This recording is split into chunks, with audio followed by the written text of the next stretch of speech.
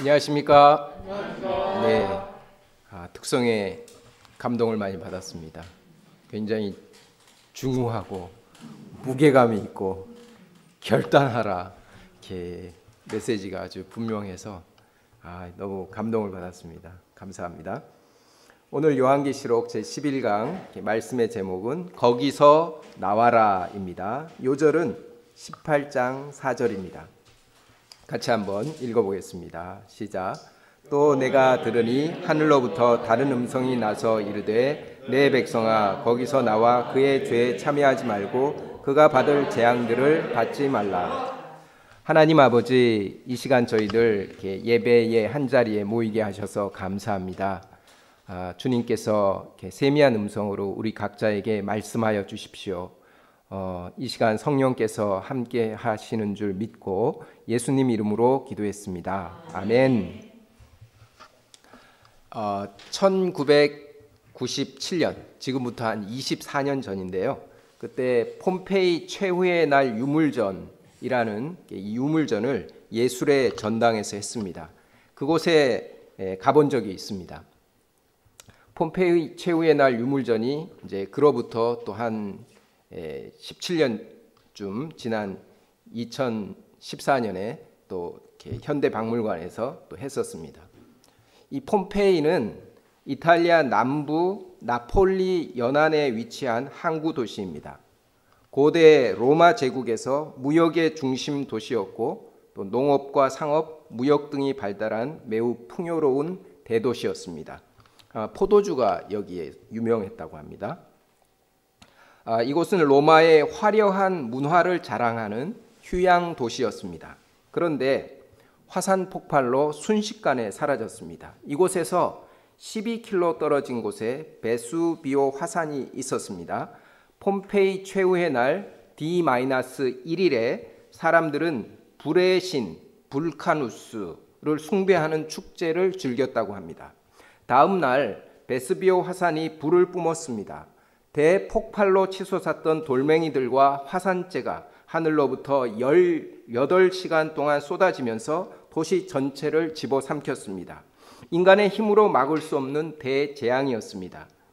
AD 79년 8월 24일에 일어났습니다. 사도 요한이 계시록을 작성하기 20여 년 전 사건입니다. 이날 도망치지 못하고 죽어간 사람들의 생생한 참상이 인간 화석으로 복원되어서 세계를 돌며 전시되고 있습니다.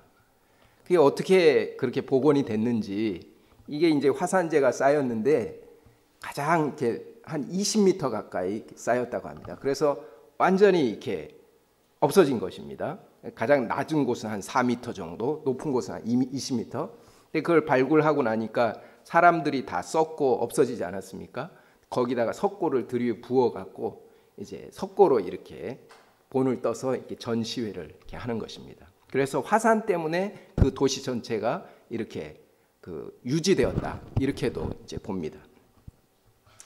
이 사도 요한은 계시록 16장에서 그 7 천사가 대접을 쏟았을 때 큰 성 바벨론이 세 갈래로 갈라지고 또 모든 나라의 성들도 무너지고 모든 섬이 사라지고 산들도 자취를 감추는 계시를 보았습니다. 7째 천사는 이 재앙에 대해서 큰 음성으로 말했습니다. It is done. 하나님의 재앙이 이것으로 다 끝났다는 선포입니다.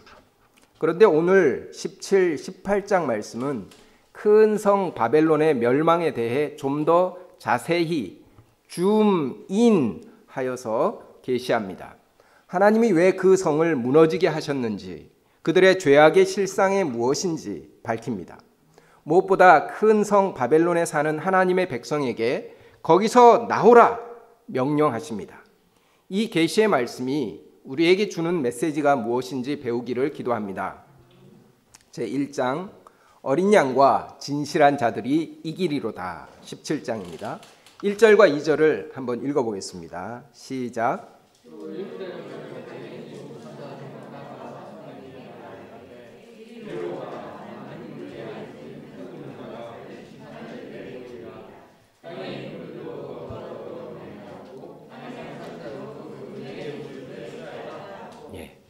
천사는 사도 요한에게 많은 물 위에 앉은 큰 음녀가 받을 심판을 보여주고자 합니다.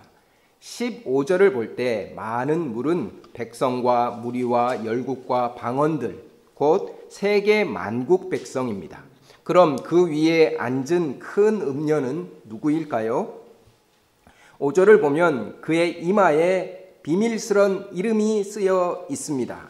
큰 바벨론, 땅의 음녀들과 가증한 것들의 어미라고 쓰여 있습니다. 또 18절을 보면 이 여자는 땅의 왕들을 다스리는 큰 성이라고 했습니다.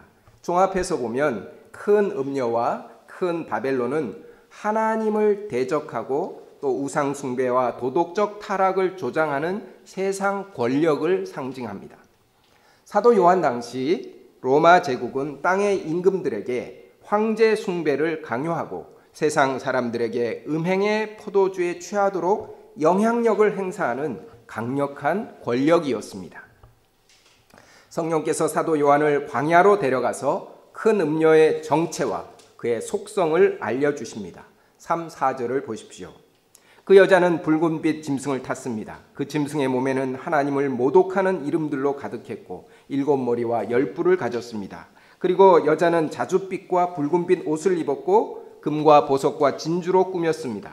손에 든 금잔 안에는 가증한 물건과 음행의 더러운 것들로 가득했습니다. 여자가 올라탄 붉은빛 짐승은 계시록 12장과 13장에서 마귀 사탄이 뒤에서 조종하는 두 짐승 중 하나, 곧 초자연적인 세상 권력입니다. 이 짐승을 올라탄 큰 음녀는 역사 속에 나타난 강력한 제국들입니다. 바벨론 제국, 페르시아 제국, 알렉산더가 세운 헬라 제국, 그리고 지금 사도 요한 시대의 로마 제국 같은 것입니다.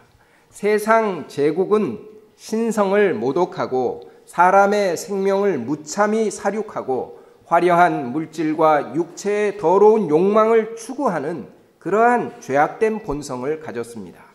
혼자만 추구하는 것이 아니라 온 세상에 퍼뜨리는 엄이 죄악의 온상이 되었습니다. 그런데 사도 요한을 크게 놀라게 한 것은 다른 것이었습니다. 6절을 읽어보겠습니다. 시작. 또 내가 보매 이 여자가 성도들의 피와 예수의 증인들의 피에 취한지라 내가 그 여자를 보고 놀랍게 여기고 크게 놀랍게 여기니. 이 여자는 단지 육신을 만족시키는 포도주만 즐긴 것이 아니었습니다. 성도들의 피와 예수의 증인들의 피에 취했습니다. 피에 굶주린 짐승처럼 성도들 곧 예수의 증인들을 핍박하고 죽이는 것을 즐겼습니다. 요한은 하나님의 성도들을 무참히 핍박하고 죽이는 이 여자를 볼 때 경악을 금치 못했습니다. 이것은 하나님께 대한 완전한 도전이요 교만의 극치였습니다. 그런데 천사는 놀랄 필요 없다고 말합니다. 왜 놀랍게 여기느냐? 내가 여자와 그가 탄 7머리와 10뿔 가진 짐승의 비밀을 내게 이르리라. 왜냐하면 여자와 짐승의 최후에 관한 비밀을 알려주기 때문입니다. 짐승의 최후가 어떠합니까? 8절을 보면 이 짐승은 전에 있었다가 지금은 없으나 장차 무저갱으로부터 올라와 멸망으로 들어갈 자입니다. 눈에 보이는 세상 권세 이면에 그를 조종하는 사탄 마귀가 있습니다. 그의 권세는 강하고 영원할 것 같지만 결코 그렇지 않습니다.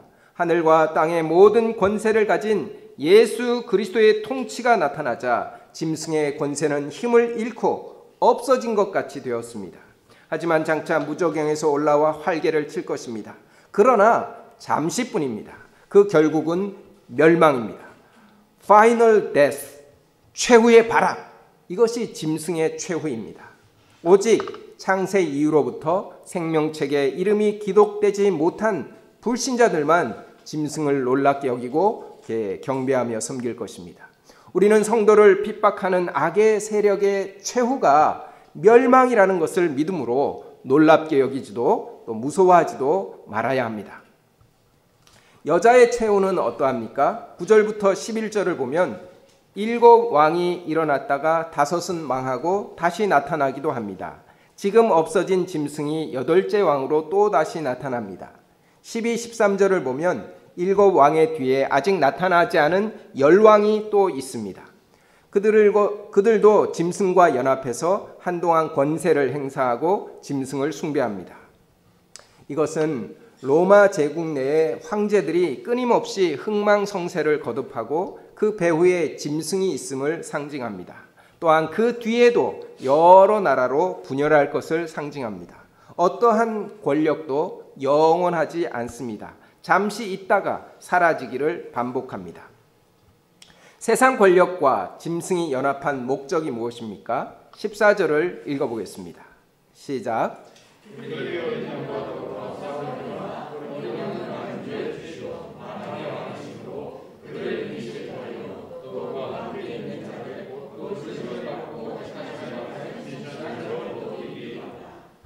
짐승과 연합한 세상 권력자들은 어린 양과 싸웁니다. 이것은 세상에 그리스도와 악의 영과의 영적인 전쟁이 있음을 의미합니다. 하지만 어린 양과 택하심을 받은 진실한 성도들이 이깁니다. 왜냐하면 세상 권세가 아무리 강해도 어린 양은 만주의 주시오 만왕의 왕이시기 때문입니다. 세상의 진정한 통치자는 만왕의 왕이신 어린 양 예수 그리스도이심을 믿습니다. 16, 17절을 보면 열불과 짐승, 음녀 사이에 심각한 분열이 일어납니다. 열불과 짐승은 음녀를 미워해서 망하게 하고 벌거벗기고 그 살을 먹고 불로 완전히 태워버립니다. 이것은 하나님의 뜻 가운데서 진행되는 세상 역사입니다. 하나님의 말씀이 온전히 성취되는 그리스도의 날이 오기까지 세상에는 여러 제국과 나라가 나타나고 흥망성쇠를 거듭할 것입니다. 영원할 것 같던 로마 제국도 동로마, 서노바 제국으로 나뉘어졌습니다. 그 제국들도 이민족의 침략으로 다시 여러 나라로 분열되었습니다. 동로마 제국은 중세까지 1000년을 지속했지만 야만족들의 공격, 또 이슬람 세력의 확장으로 힘을 잃고 결국 오스만 제국에 의하여서 완전히 멸망했습니다. 이처럼 세상의 강력한 나라들은 오늘에 이르기까지 서로 미워하고 또 벌거벗기고 살을 먹고 불로 태우는 전쟁의 역사를 거듭해 오고 있습니다. 그렇게 분열을 거듭하여 현재 세계에 존재하는 나라의 수는 몇 개입니까? 마태 목사님, 세계의 나라의 수. 네, 200개. 네, 250. 아주 정확하게 맞췄습니다. 이게 국제 표준화 기구의 통계에 의하면 249개국이라고 합니다. 오늘날도 미국과 중국, 러시아는 세상의 패권을 차지하려고 서로 으르렁 거리고 있습니다. 그런데 우리 성도들은 이러한 세상 패권 전쟁의 이면에 사탄과 어린 양의 싸움, 곧 영적 전쟁이 있음을 인식해야 합니다. 그리고 우리는 거대한 바벨론 제국 같은 세상 권력자들이 활개를 쳐도 만주의 주시오 만왕의 왕이신 어린 양의 승리를 확신하는 진실한 성도로 살아가기를 기도합니다. 제2장 내 백성아 거기서 나오라 8장입니다. 1절을 보십시오. 사도 요한은 또 다른 천사가 하늘에서 내려오는 것을 보았습니다. 그는 큰 권세를 가졌는데 어두웠던 땅이 그의 영광으로 환해졌습니다. 그가 힘찬 음성으로 외쳤습니다. 2절과 3절을 형제들이 읽겠습니다. 시작. 힘찬 음성으로 외쳐이르되 무너졌다 무너졌다 큰 성 바벨론이여 귀신의 처소와 각종 더러운 영이 모이는 곳과 각종 더럽고 가증한 새들이 모이는 곳이 되었도다. 그 맹의 신문에 무너져 말미암아 남이 무너졌으며 또 땅의 왕들이 그와 더불어 은행하였으며 땅의 상인들도 그 세력으로 치부하였다. 천사는 큰 성 바벨론이 무너졌다고 2번이나 반복해서 선포했습니다. 왜냐하면 그곳이 귀신의 처소, 각종 더러운 영이 모이고 각종 더럽고 가증한 새들이 모이는 아지트가 되었기 때문입니다. 큰 성 바벨론은 하나님을 대적하는 악의 세력과 온갖 더러운 행위의 온상이었습니다. 그들의 음행에 만국이 참여했습니다. 땅의 상인들이 그들의 사치의 세력으로 부를 축적했습니다. 악의 세력은 그것이 아무리 크고 강해도 결국은 반드시 무너집니다. 무너질 수밖에 없는 큰 성 바벨론에서 하나님의 백성은 어떻게 살아야 합니까? 4절을 다 같이 읽겠습니다. 시작. 또 내가 들으니 하늘로부터 다른 음성이 나서 이르되 내 백성아 거기서 나와 그의 죄에 참여하지 말고 그가 받을 재앙들을 받지 말라. 무너질 수밖에 없는 그 성에 하나님의 백성도 함께 살고 있었습니다. 하나님은 당신의 백성에게 내 백성아 거기서 나와 그의 죄에 참여하지 말고 그가 받을 재앙들을 받지 말라 말씀하십니다. 만약 하나님의 백성이 땅의 왕들과 함께 음행의 포도주를 마시고 그들의 사치를 함께 즐기며 그의 죄에 참여한다면 어떻게 되겠습니까? 그들이 재앙들을 받을 때 함께 받을 것입니다. 그러므로 하나님의 백성은 거기서 나와야 합니다. 거기서 나온다는 것은 바벨론 도시 생활을 청산하라는 뜻이 아닙니다. 전셋집도 팔고 아파트도 팔고 다 팔아서 산속 동굴이나 사막에 들어가서 살라는 그런 뜻이 아닙니다. 멸망하는 세상 사람들과 다른 삶의 가치관과 목적을 가지고 거룩히 구별된 삶을 살라는 뜻입니다. 너희는 이 세대를 본받지 말고 오직 마음을 새롭게 함으로 변화를 받아 하나님의 선하시고 기뻐하시고 온전하신 뜻이 무엇인지 분별하도록 하라. 우리가 추구하는 가치관과 인생의 목적이 세상 사람들과 똑같아서는 안 됩니다. 우리는 하나님이 기뻐하시는 뜻 위에 우리의 인생의 기초를 놓아야 합니다. 그러한 사람이 반석 위에 집을 짓는 사람입니다. 왜 그렇게 해야 합니까? 5절을 보십시오.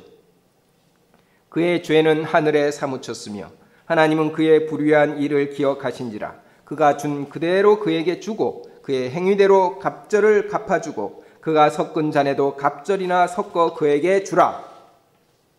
세상 사람의 죄가 하늘에 사무쳤습니다.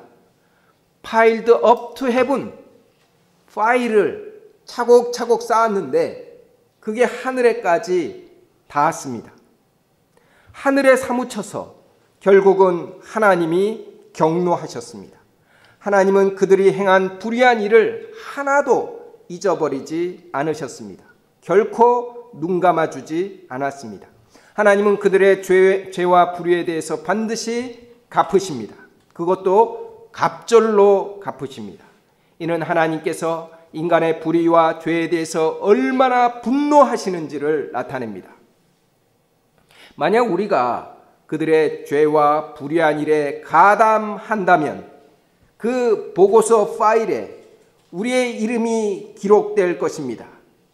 그때 성도 성마태도 뇌물을 함께 받았다. 함께 진노의 포도주를 마셨다. 함께 사치했다. 우리는 이러한 불명예를 뒤집어 쓰지 말아야 합니다. 그러므로 우리는 세상 사람들과 똑같아지려고 애쓰지 말아야 합니다.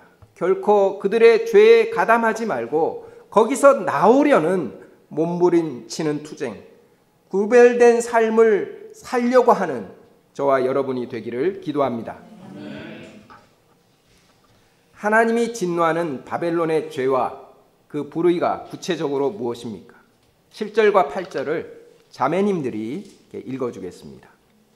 7절, 8절 시작.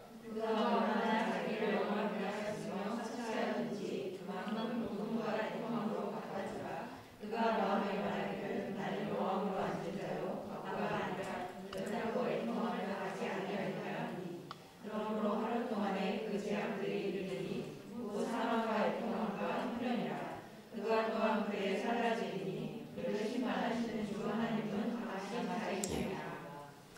큰 성 바벨론은 자기를 영화롭게 했습니다. 하나님께서 세상을 창조하실 때 인간에게 두신 뜻이 무엇입니까? 하나님을 영화롭게 하는 것입니다. 인간의 제1되는 존재 이유와 목적은 자기가 아니라 하나님을 영화롭게 하는 것입니다. 그러할 때 하나님은 기뻐하시고 인간도 참으로 행복합니다. 이는 만고불변의 진리입니다. 하지만 인간은 옛뱀, 곧 사탄의 유혹에 넘어가서 자기를 영화롭게 할 마음을 품었습니다. 이것이 죄의 시작이요 인간 불행의 뿌리가 되었습니다. BC 500년경 느부갓네살 대왕은 바벨론 제국을 건설했습니다. 그는 왕궁 하늘 정원을 거닐면서 큰 성 바벨론을 내려다보며 말했습니다. 나 왕이 말하여 이르되 이 큰 바벨론은 내가 능력과 권세로 건설하여 나의 도성으로 삼고 이것으로 내 위엄의 영광을 나타낸 것이 아니냐. 이 말이 그의 입에서 다 떠나기도 전에 영광을 나타낸 이렇게 입속에 그 말이 다 떠나기도 전에 하늘에서 소리가 내려왔습니다. 느부갓네살 왕아, 내게 말하노니 나라의 왕위가 내게서 떠났느니라. 하나님이 그를 치셨습니다. 그가 정신이 혼미해져서 짐승같이 되었습니다. 그는 왕위에서 폐위를 당했습니다. 하나님보다 큰 위엄과 영광을 가진 존재는 없습니다. 인간은 우상을 만들고 하나님의 영광을 대체하려고 하지만 헛된 일입니다. 누구든지 자기를 영화롭게 하는 자는 반드시 무너집니다. 다음으로 바벨론의 죄는 사치입니다. 사치라고 하면 필요 이상으로 돈이나 물건을 쓰거나 자신의 분수에 지나치게 생활하는 것을 의미합니다. 요즘은 사치를 플렉스한다라고 표현하기도 합니다. 사람들은 사치하는 물건을 통해서 자기 영혼을 만족시키려고 합니다. 사치는 일종의 우상 숭배와 같습니다. 왜냐하면 하나님보다 물질을 최고의 가치로 여기는 것이기 때문입니다. 큰 성 바벨론과 함께 사치하고 그 성을 소망으로 삼은 사람들, 그 성에서 끝까지 나오지 않던 사람들은 어떻게 되었습니까? 여기 세 종류의 탄식이 나옵니다. 먼저는 큰 성 바벨론과 함께 음행하고 사치하던 왕들이 불타는 바벨론 성을 바라보면서 또 울면서 가슴을 치면서 탄식합니다. 9절부터 11절을 보십시오. 멀리 서서 이르되 화이또다 화이또다 큰 성 견고한 성 바벨론이여 한 시간에 내 심판이 이르렀다. 한마디로 그들은 우리는 폭삭망했다 탄식한 것입니다. 12절부터 14절을 보면 그들이 거래하던 상품들이 나옵니다. 보석 종류와 값진 옷감과 즐기는 것에 사용되는 그릇들과 또 오감을 만족시키기 위한 사치 품목들입니다. 이는 당시 이 로마의 경제 구조를 지탱하는 산업과 또 상업 품목들입니다. 놀랍게도 이 가운데 사람의 영혼들이 있었습니다. 그들은 사람을 돈으로 거래했습니다. 사람의 생명조차 상품이나 물건 취급했습니다. 사람의 영혼은 하나님의 형상을 닮았기 때문에 결코 물건이 될 수 없습니다. 사람을 물건처럼 취급하는 사회는 반드시 멸망합니다. 그들이 탐하던 모든 것을 결코 다시 보지 못할 것입니다. 다음으로 바벨론의 음행과 사치를 곁에서 도우며 치부했던 상인들은 어떻게 탄식합니까? 15절부터 17절을 보십시오. 그의 고통을 무서워하여 멀리 서서 울고 애통하여 이르되 화이또다 화이또다 큰 성이여. 이제 더는 자신들의 상품을 사줄 사람이 없어졌습니다. 바벨론 사람들의 고통이 그들에게도 임할 것을 무서워하고 울고 애통하며 탄식했습니다. 또 물건을 실어 나르던 모든 선장과 또 각처를 다니는 성객들과 선원들, 바다에서 일하는 자들도 바벨론의 불타는 연기를 보며 탄식합니다. 17절부터 19절을 보십시오. 티끌을 자기 머리에 뿌리고 울며 애통하여 외쳐 이르되 화이또다 화이또다 이 큰 성이여, 바다에서 배부리는 모든 자들이 너의 보배로운 상품으로 치부하였더니 한 시간에 망하였도다. 큰 성 바벨론이 불탈 때 그 경제 공동체의 소망을 두고 살았던 모든 사람도 함께 망하고 말았습니다. 하지만 큰 성 바벨론이 멸망할 때 기뻐하며 즐거워하는 자들도 있었습니다. 20절을 다 같이 읽어보겠습니다. 시작.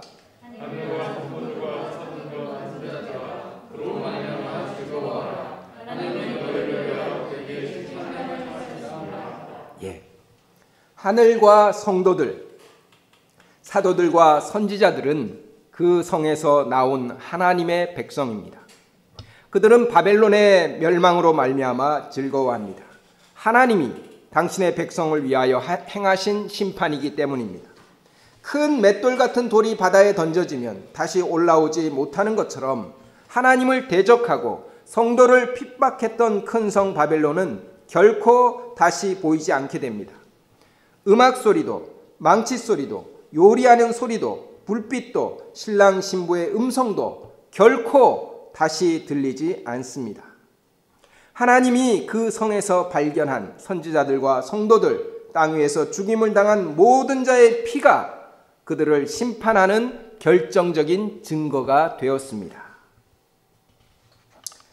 2001년 9월 11일 오전 9시 세계 무역센터 북쪽 건물에 항공기가 충돌했습니다. 30분 후에 남쪽 건물에도 충돌했습니다.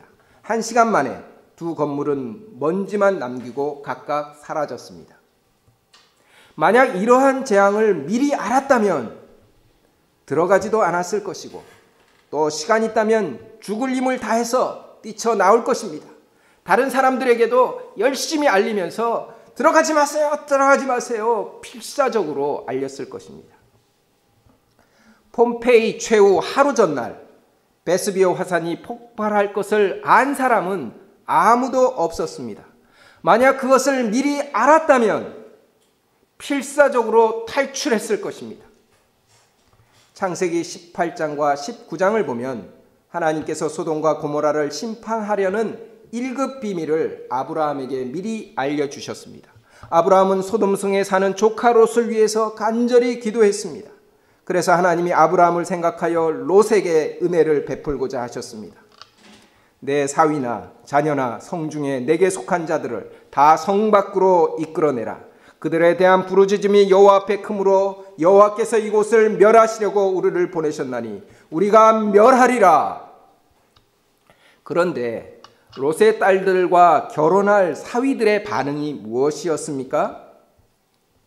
여호와께서 이 성화를 멸하실 터이니 너희는 일어나 이곳에서 떠나라 하되 그의 사위들은 농담으로 여겼더라. 결국 그들은 소돔성이 멸망할 때 함께 멸망했습니다. 멸망할 것이 자명한 것에 소망을 두고 사는 사람보다 어리석은 사람은 없습니다. 휴지 조각이 될 것이 분명한데 자기의 전 재산을 바벨론 채권이나 바벨론 코인이나 바벨론 부동산에 투자하는 사람은 참으로 어리석은 사람입니다. 우리 성도들은 하나님이 사도 요한에게 보여주신 계시처럼 큰 성 바벨론, 곧 자기와 물질과 쾌락을 우상으로 섬기는 이 세상이 반드시 멸망할 것을 미리 알게 된 사람입니다. 농담으로 여기지 않고 그 사실을 믿는 성도입니다. 그러므로 우리는 이 세상에 살지만 바벨론 사람들과 공동 운명체가 되지 말아야 합니다. 결코 그들과 한 묶음처럼 처리되지 말아야 합니다. 세상의 소망을 두기보다 하나님 나라의 소망을 두고 세상 사람의 사고방식보다 하나님의 말씀을 따라 사는 구별된 성도로 살기를 기도합니다. 우리의 물질과 우리의 시간과 에너지를 하나님의 생명 구원 역사에 투자하는 진실한 하나님의 백성으로 살기를 기도합니다. 기도하겠습니다. 하나님 아버지, 큰 성 바벨론이 무너졌도다. 분명하게 알려주셔서 감사합니다. 또한 그 성, 거기서 나오라, 분명한 삶의 방향을 알려주셔서 감사합니다. 멸망할 것이 자명한 이 세상에 소망을 두지 않게 하시고, 죄악된 세상에서 자기를 영화롭게 하고 사치하는 이 죄악된 세상에서 하나님을 영화롭게 하고 또 하나님의 말씀을 전하는 거룩히 구별된 성도로 살게 하여 주시옵소서. 예수님 이름으로 기도했습니다. 아멘.